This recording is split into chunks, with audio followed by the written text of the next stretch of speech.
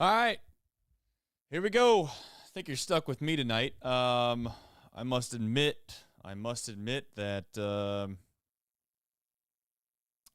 couldn't tell. I can't remember if Craig was on tonight or tomorrow, but you know what? At this point in the season, with a lame duck season, I'm just going to roll. We're just going to roll with it. Nick, currently at the game. I'm sure he's enjoying himself. As many of you know, when you come in here, please like the stream if you haven't already.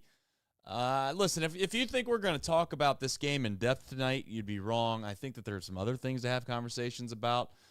Jonathan India had some words about what his thoughts are on David Bell and the firing and what it means for the future and what his future looks like.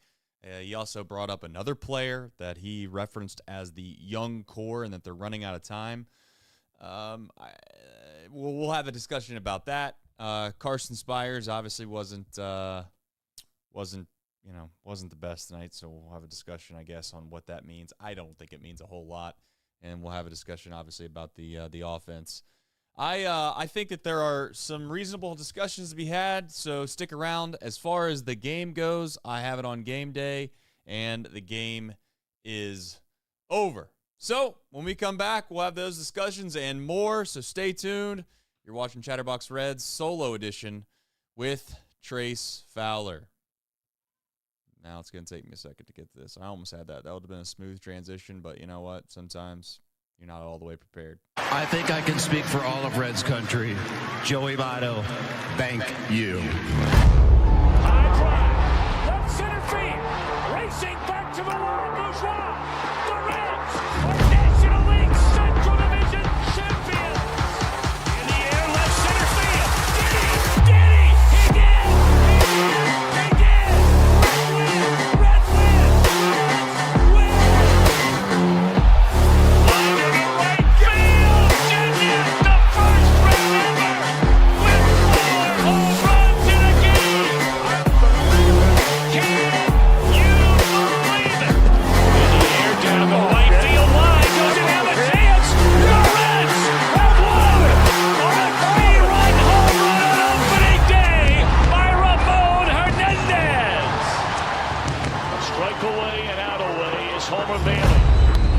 Ground ball to third. Frazier gloves. Throw to first, and Homer Bailey, for the second time in his major league career, has tossed the no-hitter. Oh, gosh. Oh, are you kidding me? Holy Moses, the second player in major league history to hit 7 home runs in the first 10 games. In the air, and the Reds win. What a dream beginning to the career of Jay Bruce.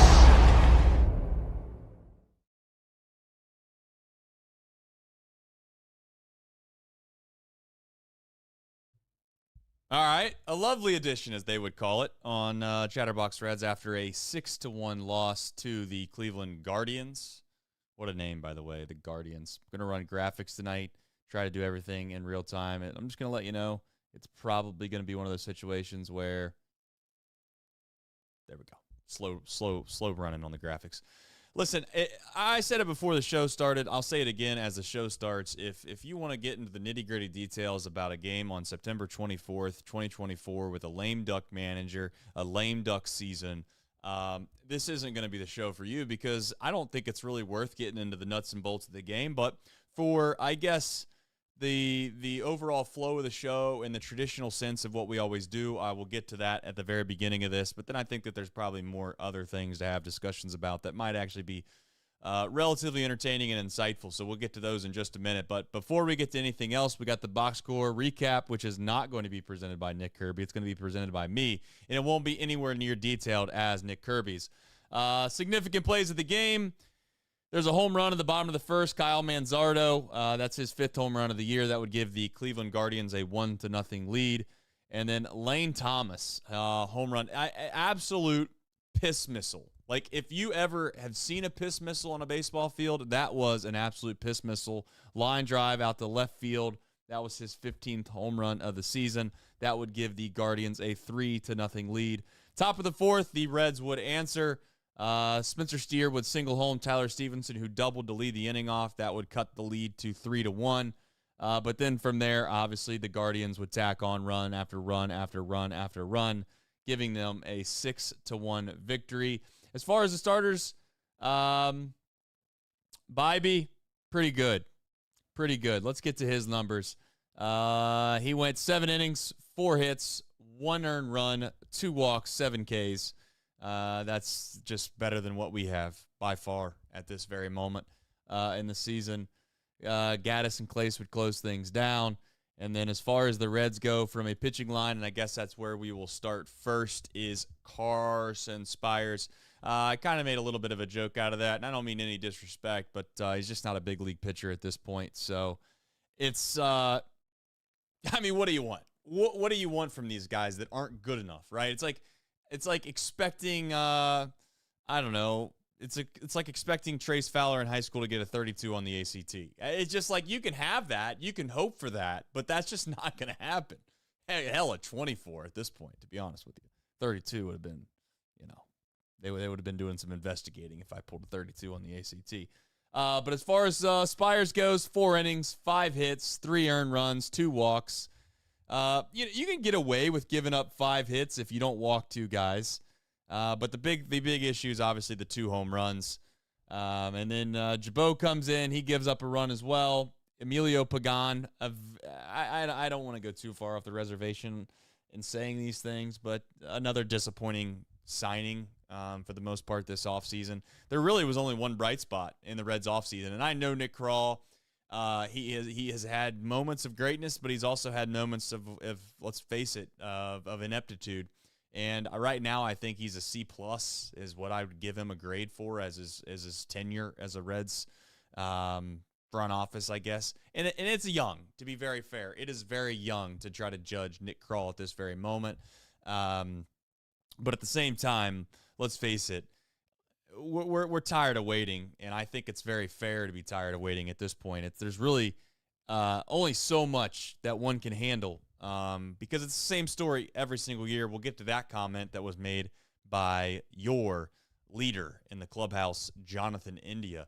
Don't want to make a big bones about that either, but a lot of the comments that are coming out are how there was not accountability in the clubhouse, yet the one trait that we always want to act like some of these guys have in the clubhouse is that they're a leader. I don't know. I really don't know what to make of that. But I'm just putting it out there. Can't have it both ways. Double plays. The Reds offense it wasn't good. I'm not, don't shoot the messenger here. But they had opportunities. And unfortunately, those opportunities were swept away 3 different times on double play balls. Jake Fraley had a double play ball that I don't know, you felt like you had some momentum in the inning. You scored a run. And the next thing you know, you hit an inning double play, and that would pretty much do it. So that recaps, for most part, the game today on, again, September 24th, 2024. But I don't really want to talk about 2024 at this point. Let's talk about 2025 for just a moment. Jonathan India, for those that don't know, he had a sit-down interview, of all things. Quite interesting. As part of this interview, there was a question that asked, is this a big offseason for the Reds? I think that's a clear answer, is yes. His answer, though, I started to kind of think to myself, I think Jonathan India he's got himself to the I don't give a kid show anymore. He's just letting it all hang out, saying what he wants to say. And you know what? I'm here for it. He says it's got to be, in reference to, is this a big offseason for the Reds? It's got to be. Who knows if I'll be here next year? Sounds like a guy, he's like, I don't give a damn. Who knows if I'll be here next year? Who knows if Tyler Stephenson will be here? Is India nuts? What the hell is he talking about sometimes? It's Tyler Stephenson. Does he think what are we going to do? We're going to trade Tyler Stephenson for what? I'm confused by that comment, but hey, whatever.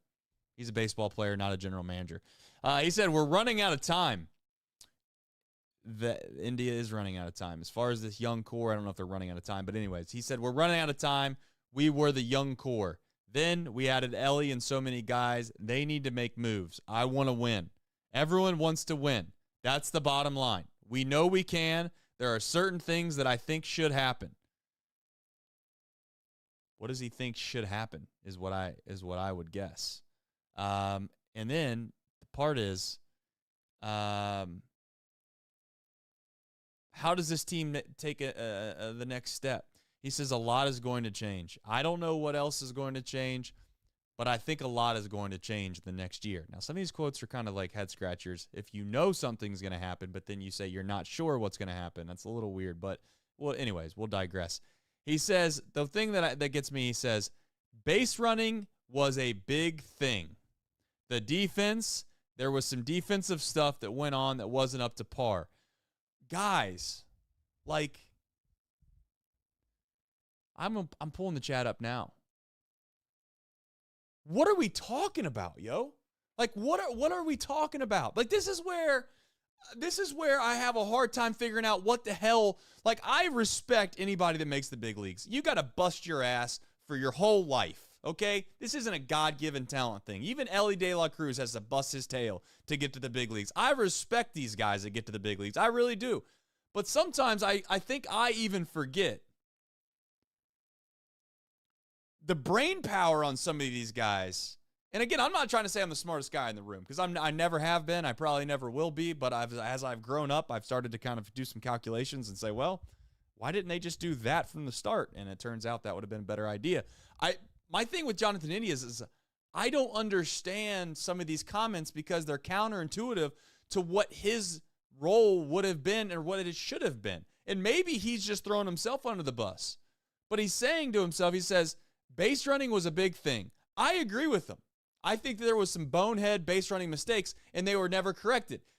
And the first thing that comes to my mind, and again, whether you want to fire a manager over this or not, I don't know, but like Elly trying to steal in that Detroit Tigers game, right? You're down by 2 runs, and I got all these people flooding my comments the next day telling me you got to let Elly run whenever. No, you don't.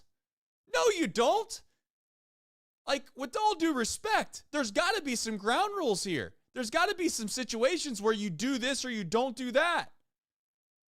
And I think that at the end of the day, I respect, I guess, the front office for at least seeing it for what it was. There were times this season where there were things that made you say, what in the absolute hell are we doing? We had the infield in. The infield was drawn in. You remember that? When we were down 13-1. Meanwhile, we're stealing bases the night before when you're down by 2 with only 1 runner on base. I got news for you. It didn't matter if Elly got the second base or whether he was standing at first base in that situation. You want to convince me that, oh, what about the double play ball? Give me a break. You want to take a chance on trying to steal a bag when you're down by 2 because you want to save a double play ball? So I will openly admit, I don't know what goes on in the clubhouse, but I'm reading this interview from Jonathan India, and I'm just wondering, how many other loofs do we have around here? He said the defense wasn't up to par. It's because we have a lot of guys that don't play defense well at the spots in which we're putting them at, and again, he's gotten better. He's gotten better. But do you watch the Guardians play tonight and see the plays they make on a consistent, like, do you not think to yourself, wow, that's nice. They turned 3 double plays, a couple of double plays in a really big spot. And yet we have nothing but negative defensive guys out in the field. And be one thing if they could hit the shit out of the ball. It'd be one thing if you could be like, yeah, I mean, I know that he's below average defensively, but look how much. Look at his WRC plus. Look at his on base percentage. Look at his OPS. Those things are well above average. So you can live with it. But that's not the case on hardly any of these guys. And he says, Tyler Stephenson. Tyler Stephenson's the only dude that I can think of outside of Elly that is quite literally irreplaceable. So as far as these comments that were made by India, I respect the fact that he's telling it like it is. But he's talking out both sides of his mouth. He taught me a lot. He's talking about David Bell. He gave me a lot of good advice. He's a great coach. To lose a guy like that's tough. I guess it's part of this business. This game is cutthroat. I talked to him about it the other day. He's happy about how he did it the last 6 years here and how he left his mark on the team. I agree with him. He made this place very special. He made everyone very comfortable, which was really good for the young guys. And this is where, let me tell you something. This is where I actually get a little bit sad, personally, because no one knows what winning is in this whole organization. The whole damn thing. The whole thing. You got guys in this clubhouse right now talking about how great of an impact they made. They've made no impact. They've done nothing. Yeah, okay, so they did something that was halfway worth a damn, and they made the postseason one year in a COVID-shortened year. Oh, by the way, the guy that won, I don't want to say he won the Cy Young. Now, I'm not saying you should claim that as the end-all, be-all, but we openly, without even hearing the whole truth about anything, we automatically say he's not allowed back, right? When he comes out and says, right? He comes out and says, and oh, by the way, you can say whatever you want about Trevor Bauer. He's been in a couple clubhouses that have won baseball games. And I'm not trying to defend the guy or anything like that. This is strictly baseball. When he's coming out and saying, hey, there's some things that go on in that clubhouse that I didn't agree with. There was some other guys that didn't agree with. And maybe some of the veterans thought it was fine. And it just seemed like it was ho-hum. All I got news for you is to say, if we're happy about how things went here, and that we're sad that guy left, what exactly did you do while you were here that makes you think that you had you did anything? This is where I got to be honest with you. I don't know if anybody has any winning mentality or actually like a desire. You should just think to yourself, if you don't win a postseason series, right, or you don't get to the postseason, we'll make that step one, then you're basically the White Sox. That's how I would think about it. That's how I would consider it. Now, I get that you could say, well, you won 30 more games this year than the White Sox, but you both did the same thing. You both got nowhere. Who cares about culture? I'll tell you one thing I am done with. I'm done with culture. I'm done with culture. I'm so sick and tired of hearing about it. I've heard it about the Bengals. I've heard it about the Reds. And yeah, the Bengals made a couple good runs. That's great. But again, from a Reds perspective, this whole culture thing, I'll tell you what, I'll take a toxic culture. If you think I'm toxic, I'll take a bunch of people like myself if it means we win 95 games. I don't care if one guy in the whole clubhouse likes each other. I don't give a damn if you like them or you don't like them. If the next manager holds people accountable and expects winning, and he holds the front office and he holds the ownership group accountable, and he gets fired within a year and a half, you know what? That's my guy. The problem is, more times than not, and this is the fear that I have right now, and I could be completely off base, is that in corporate America, the number one cancer is when you got people that have worked their whole life to get to a certain point and they're scared of change and they don't want to try to rock the boat because they know that the boss man holds all the keys. They know the ownership group or whoever it is that has the money, they can do whatever it is that they wish. So they start to change their standard. They start to adjust the way they feel and they protect themselves. Mid-level managers, maybe even C-level managers. And the problem is that at some point, that culture becomes more about covering your tail than it is about being a part of the actual winning that can be done not only in business, but also obviously in professional sports. And a lot of times, that is a very much cutthroat business. There is no feelings at play. There is no culture at play. The culture should be winning. That should be the culture. And if you can't be that, then at this point, Nick, welcome into the show. At this point, right, I would just say openly, let's stop talking about culture. Because clearly the things that Jonathan India had said on this whole interview thing, to me, just screams incompetence. And again, maybe I'm overreacting. Maybe I'm not. We shall see. Kirby, you're walking down the streets of Cleveland at night. One, I got to ask you, do you have a bodyguard? Do you feel safe? And you look like you're going down some back alleys in dark place. Yeah, I mean, cost-effective parking, Trace. I'm not going to pay $50. I'm going to walk a little. Of course you won't. Well, where are we headed? Are you gonna bring in some dynamite information on this game that you watched in person? Oh, it was low energy, Trace. It was low energy. Do you think the players threw the game tonight out of respect for David Bell because they didn't want to come out and win 15-1 to make it look like he was the problem? It's possible. Bibee might have had a little bit to do with it, but yeah.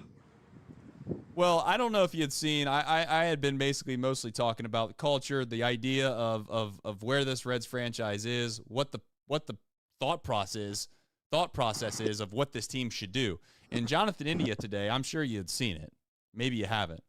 He gets interviewed by the Inquirer, our guy Charlie Goldsmith, and I read these answers. And I got to be honest, Nick, I don't understand some of the answers. I mean, they make my head hurt. I feel like there's two guys that maybe have the ability to complain about the roster this year. That's Elly and Tyler Stephenson. Other than that, I kind of feel like everyone else should have played better. Am I wrong? No, and like that's my point. And it's like things got to change around here. What does he mean by that? He says the big thing, base running was a big thing. The defense, there was some defensive stuff that went on that wasn't up to par. I have my own opinions on certain things this team needs. I'm not going to say them here. I've talked to people in the front office about this. What the hell does he think that this team needs? I respect that Jonathan India thinks he's a good defender. I mean, I don't know, brother. Take a look in the mirror. And listen, he's not the only He's not even. Listen, I would say he's one of the closer guys to the line in the sand that is Elly and Tyler Stephenson, right? Like Hunter Green, I'd say is there too. Although he got hurt, I get it, but I mean, for all intents and purposes, Hunter Green had a hell of a season. Alexis Diaz is up there as well. But at this point, it just seems like we're just kind of. I guess I should give Jonathan India some grace. Give these other guys some grace. They just lost a manager who they probably respected, they liked, but it does make you wonder. It does make you wonder what do other guys think? Like, they're not all this naive, is what I'm hoping. I mean, outside of Noelvi Marte, which Reds player underperformed defensively based on what you expected going into the year? Like, we knew Spencer Steer was not a good defensive player. Correct. Right? Yes. Like, we know Ty France is not a good defensive player. I guess Jeimer Candelario, but are we really going to hold anyone responsible for Jeimer Candelario's defense? Yeah. And I mean, Nick Krall is obviously on the hook for a lot of this. I get that. But I mean, I just wonder. I don't know, man. There's two things I take here. One, David Bell's a good guy. What is he supposed to say after he gets fired? I don't really like the fact that he said, I talked to him about it the other day. He's happy about how he did the last 6 years here and how he left his mark on this team. Maybe that's just a line that you say because you have to say something. And I need to know that. Like, I can't be naive to that. But I got to be honest. If we think that we've done anything around here, then we're so far off that I can't believe it. I don't know. Yeah, I'm with you. So, anyway, big news. You get to go back tomorrow. There's that. Yeah, I got to run into. I'm going to go back out because I look like I'm like in the middle of. There we go. Let's get a little bit of light on here. Yeah, you look great. Got to run into to Sadak and Welsh, walking down the streets of Cleveland. So that was cool. You stalking them? They're doing well. They're doing well. Yeah, did you see the first base coach? Did they show him on the broadcast at all? No. I don't know who this guy is. I mean, legitimately, they look like they pulled him off the street and just threw him out there. I mean, I Cowgill think I hurt? followed What happened with close. him? I've never heard of this guy. Where's Cowgill? I think Cowgill's the bench coach right now Oh, he got transitioned to the bench coach. because Pickler got fired. Yeah. Who got fired? Yeah, this guy. Yeah, Pickler got fired too. Really? Didn't know that.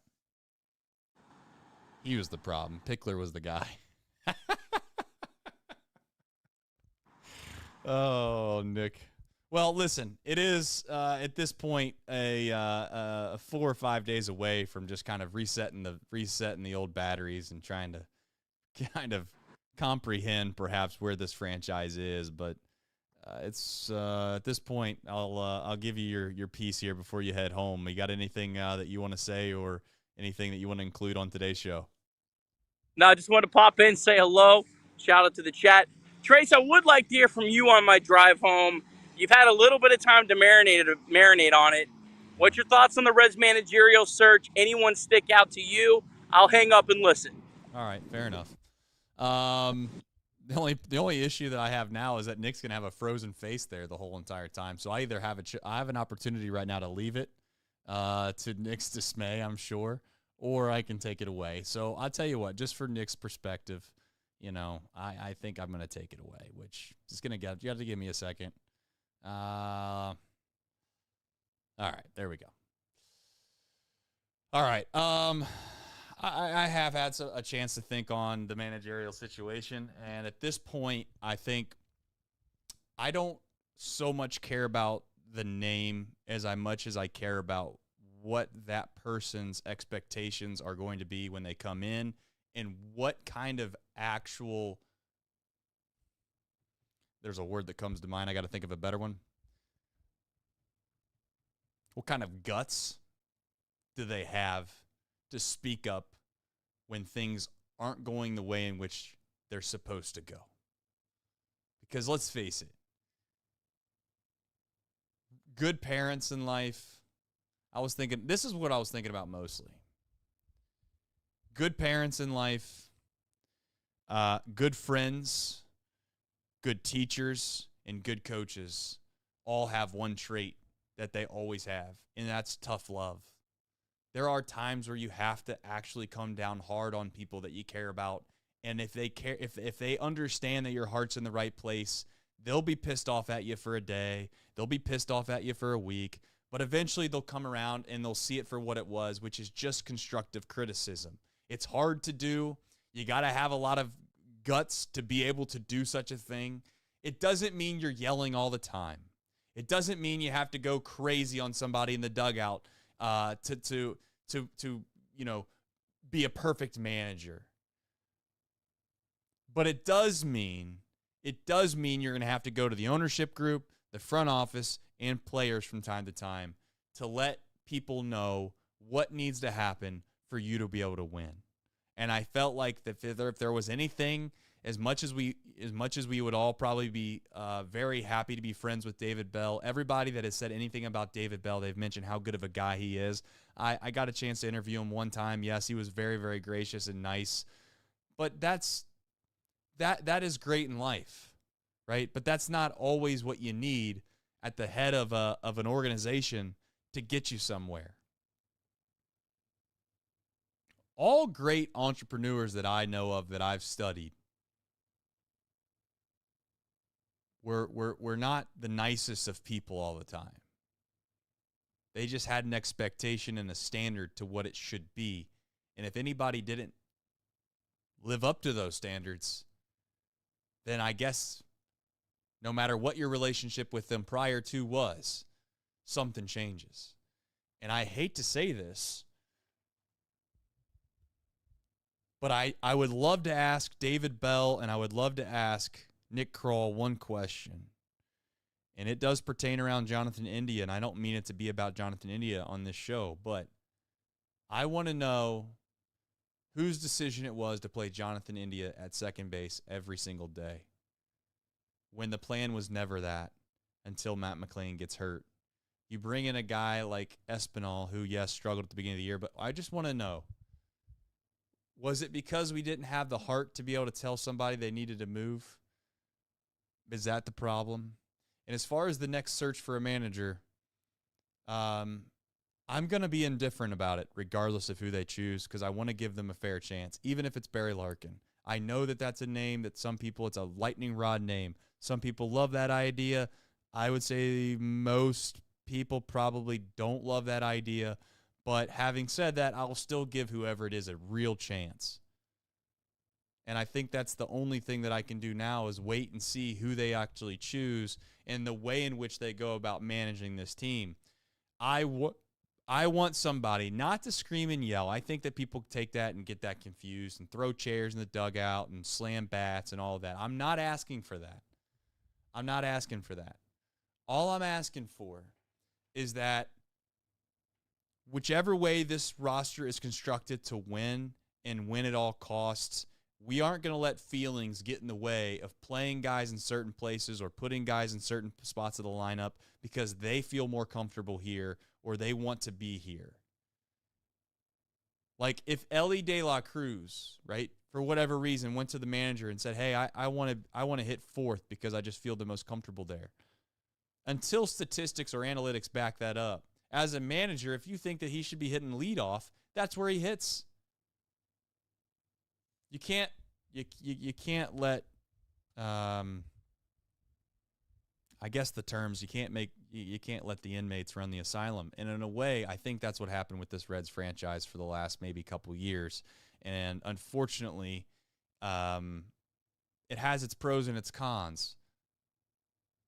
But I would say that the biggest con with that is the inconsistency that comes with it.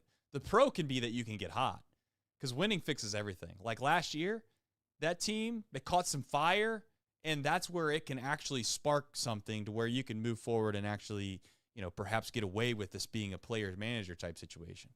But it's almost when the going gets tough, when you have a May where you lose 5 or 6 or 7 games in a row. You can't let that spiral out of control again. And I think that's what happened this year, unfortunately, because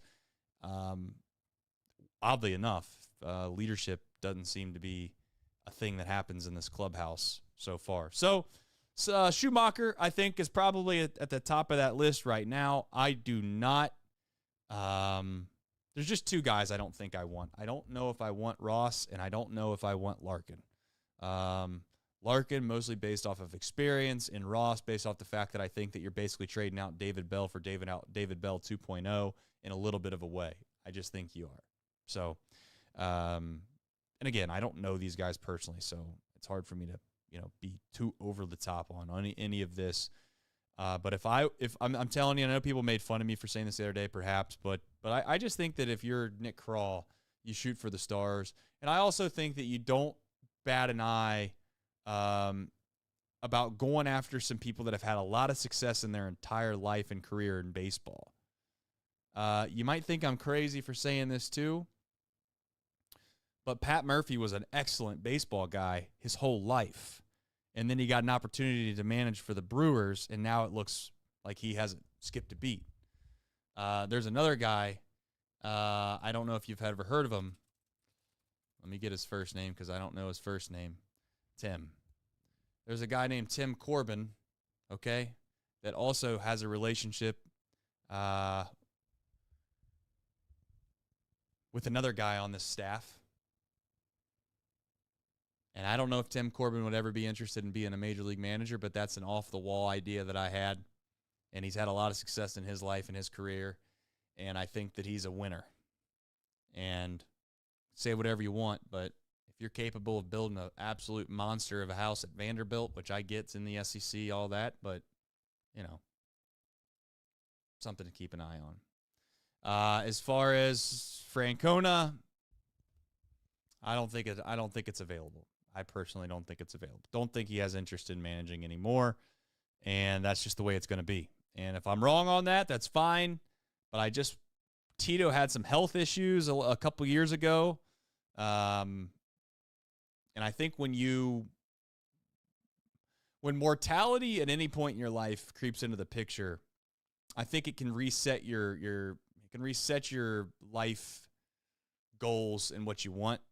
and I'm not suggesting that I know this for sure out of Tito, but my guess is that that probably had something to do with it, and he's ready to move on, and he has moved on. So it's Tito kind of reminds me of like Urban Meyer a little bit. Every single time a job opens up, they're like, oh, Urban Meyer can come back. The ship sailed, you know? I think Tito is Hall of Famer, obviously, but that ship has sailed. I'm looking at the chat. Scott Rowland, I don't hate that. I don't hate that. Scott Rowland was a winner his whole entire career. But let's also be honest, okay? The manager is there to set the expectations, and the unfortunate thing with all of that is that it's an intangible, 100% inability to quantify how many wins or losses they're responsible for. Impossible. We can do that for players, right? And every single Reds player to the man, when they were asked about David Bell, they all said we were responsible for this. They can't fire all of us, so they had to fire him. And that's true. Nick Krall is going to have to put a better product on the field as well. Everybody in the whole organization is at fault for all this. But having said I'm hopeful that a manager will matter. You know, Bruce Bochy has proven managers matter. Dusty Baker has proven managers matter. Jim Leland has proven managers matter. Managers matter. It's a matter of asking how much do they actually matter. And I just would say this Reds organization and franchise, similar to a lot of college football programs that used to be successful, they still clamor to the days of thinking there's something that they are no longer a part of, and that is winning. 1975 and 1976 is great to talk about. I'm glad it happened and it's in the Hall of Fame. That's beautiful. But it's gone. It doesn't exist anymore. My kids have no clue who the Big Red Machine players are. 1990 is gone. Wire to Wire is gone. It's time for somebody to basically be the folk hero here and save this franchise from the depths of hell. Because if you think ownership's going to change, I don't believe it will. If you don't like Nick Krall or you like him, it clearly seems as if he has the trust of this ownership group, so he's here to stay regardless. The fact of the matter is this comes down to whether or not Elly De La Cruz can be a superstar that we all think he is, and where do we go from here off of that? And that's a topic I don't want to get into today because I'm very passionate about it, and I'm sick and tired of hearing people tell me about how he's not going to be here no matter what. And if the Reds gave a damn, if the Reds were serious about winning, there's no way that you can allow Elly just to not even be a consideration of I don't care if they say, no, we're not interested in an extension right now. I don't give a damn. Put something on the table that is so damn lucrative that they at least want to sit down and have a discussion about it. I said I wasn't going to get into this today, and I'm not. I would rather save this for another show at another time. But the Reds are going to have they're going to have, you can say whatever you want about it, but they're going to have a minor miracle happen for them to have a culture that is built upon winning. Because that culture is completely gone. Completely gone. Based off the comments I've seen, based off of the way that they've played, not only this year, but in years past. Someone's going to have to come in here, and they're going to have to be the CEO of basically hyping this group of people and make them believe that they can do it and showing them the way. And I hope to God that's what the manager will do. As far as the whole Skip Schumacher thing, he's below 500. Look how terrible his season is this year. That isn't always fair. But I do understand the sentiment. All right, let me make sure I didn't miss anything from the chat. And I also want to make sure that everybody in here, please like the stream if you haven't already. For many of us that watch this team day in and day out, we know exactly what opportunities are out there for this Reds team internally. And Matt McClain's going to have to be good. TJ Friedl's going to have to be good. Spencer Steer's going to have to be above average if he's going to play. To be frank, I appreciate him giving a shot into left field, but that exercise is over for me. We're going to need Jeimer Candelario to be at least somewhat relevant. I'm not suggesting that he needs to be this unbelievable free agent that we signed, but he needs to be somewhat relevant. We need Tyler Stephenson to stay where he's at right now. I'm not asking him to get better, but I just need him to be there. Where he's at is more than fine. And the pitching staff, let's face it, we put a good amount of draft capital. We've gotten lucky in the draft to draft as high as we have. So it's time to capitalize. And if you're not going to re-sign Elly, then by God, you better go all in. You better start just pouring ass loads of money into this franchise for the next 3 to 4 years. Because I got news for you. If he goes, there's a whole hell of a lot of people that are going to be gone with it, especially if there wasn't any semblance of winning during his time here. So best of luck to the front office. Best of luck to the ownership group. That's the message I have on September 24th, 2024. And you know what? If we look back at this message on September 25th of 2025 and there isn't some semblance of change, then guess what? You're going to have to start looking at the very, very, very, very, very top and going to have to ask some hard questions. So much love to you. Appreciate you. I got to run. It's been a good show. At least I hope it has been for you. And we'll catch you back here better than ever tomorrow.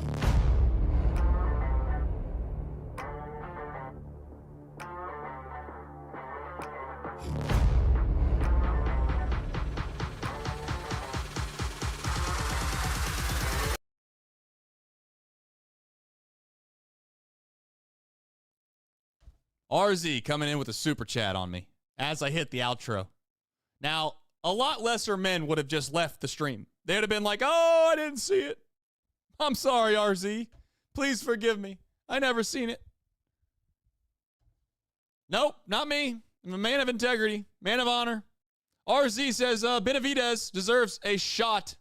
He's well respected and could possibly surround himself with a great coaching staff. RZ, I love you. Are you related to Benavidez?